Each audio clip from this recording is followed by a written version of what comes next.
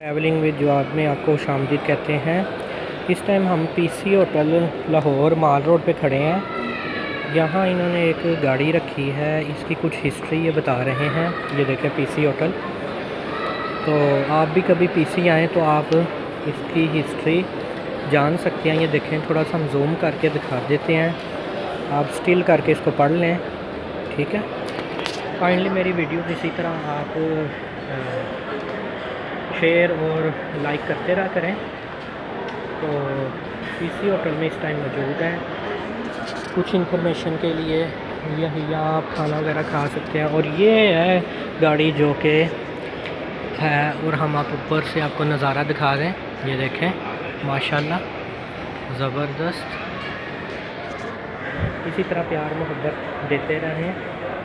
हमारे चैनल को, वीडियोस को सब्सक्राइब आप काइंडली करते रहें। जज़ाकल्लाह खैर।